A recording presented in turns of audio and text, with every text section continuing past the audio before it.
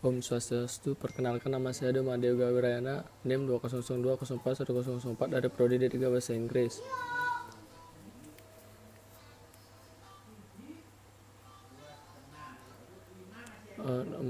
Soal nomor 1, berkaitan dalam membina kehidupan beragama.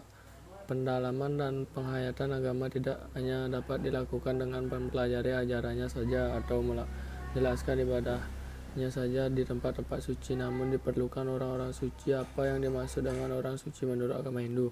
Orang suci terdiri dari kata orang dan suci. Orang berarti manusia dan suci berarti kemurnian dan kebersihan lahir batin. Jadi orang suci ialah manusia yang memiliki kekuatan mata batin dan dapat memancarkan kewibawaan rohani serta peka akan getaran-getaran spiritual. Berdua, peraturan dalam agama Hindu menegaskan bahwa yang mempunyai kewenangan untuk memimpin suatu rakyatnya adalah orang suci atau orang bijaksana yang dalam hidupnya telah melakukan penyucian lahir dan batin. Jelaskan cara penyucian tersebut. Upacara awal 1. Upacara menjauman.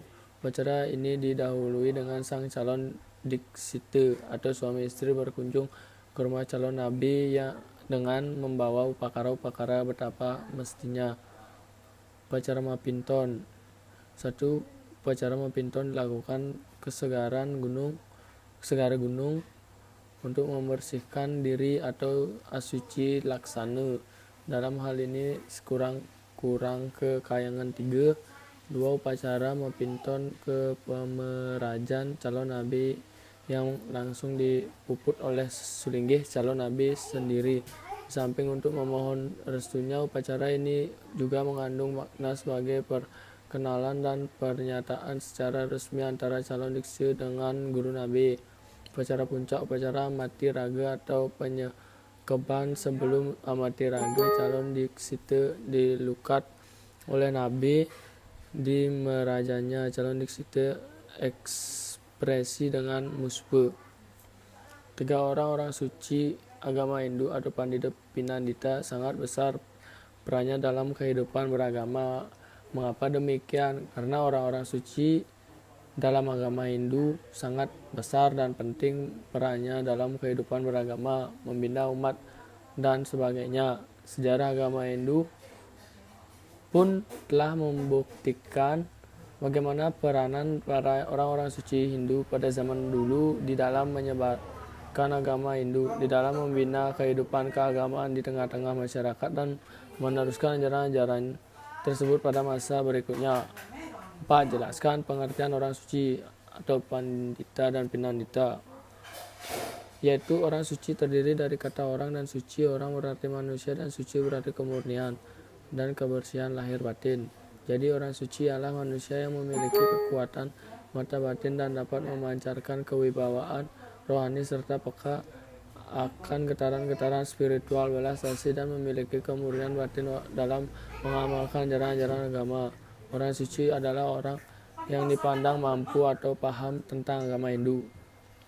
5. Jelaskan sasana dan wewenang orang suci atau Pandita dan Pinandita. Selain tugas dan kewajiban pemangku kepentingan atau Pinandita juga memiliki kewenangan. Adapun berwenang dari pemangku kepentingan atau Pinandita adalah sebagai berikut. 1. Seorang pemangku atau Pinandita memiliki kewenangan untuk memimpin atau mengantep upakara di pura yang diemongnya. 2. Pemangku atau Pinandita dapat mengeluke pada pala seraya sampai pada madurus alit sesuai tingkat pawinten dari pemangku tersebut. Wewenang pemangku serta tugas dan kewajibannya dalam melaksanakan agama Hindu. 16. Riwayat singkat orang suci agama Hindu di Indonesia. Orang suci juga dikenal dengan nama Pandita dan Pinandita berdasarkan sifat yang khas. Dapat disebutkan karena kesaktiannya dan kemujizatannya, kesucian perbuatannya, serta idealismenya yang demikian patuh pada fungsinya menyebabkan mereka menjadi orang suci. Namun dalam sejarah peradaban dunia, orang suci secara umum dikenal dalam agama Hindu yakni dengan nama Resi. Di Bali beliau mendapat gelar Pandita Sakti Wauh Rauh dan Danghayang Nirata di Lombok dengan gelar Pangeran Sangupati dan di Sumatera dengan gelar Tuan Semeru. 7. Jelaskan apa yang dimaksud dengan awatara dalam agama Hindu. Awatara dalam sejarah agama Hindu adalah reinkarnasi dari Tuhan yang Maha Kuasa atau ide Sang Hyang Widiwasa yang turun ke dunia menjelma menjadi suatu makhluk untuk menyelamatkan Buana Alit dan Buana Agung dari kehancuran yang disebabkan ketidakstabilan dunia untuk menyelamatkan orang-orang yang melaksanakan dharma atau kebenaran sesuai ajaran agama Hindu.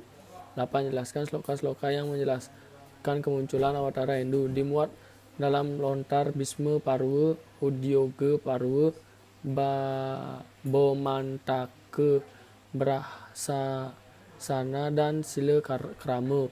Dalam lontar Udyoga Parva menyebutkan karma pandita telah memiliki ilmu kerohanian yang sempurna dan tinggi, maka beliau pun dapat menyempurnakan pihak lain seperti melakukan memimpin upacara-upacara yajna. Dan dalam kitab suci Krama para penuliskan bahwa para pandita calonnya dapat menguasai dan melaksanakan ajaran Yama, Nyama, Brata dimuat berikut. 9. Sebutkan dasa awatara 10 awatara Wisnu dalam agama Hindu. Yang pertama ada Matsya Awatara, yang kedua ada Kurma Awatara, yang ketiga ada Waraha Awatara, yang keempat ada Narasimha Awatara, yang kelima ada Wamana Awatara, 6 ada Parasurama Awatara, yang ketujuh ada Rama Awatara, yang ke-8 ada Krishna Awatara, yang 9 ada Gautama Buddha Awatara, dan yang terakhir ada Kalki Awatara. Jelaskan jenis-jenis Awatara.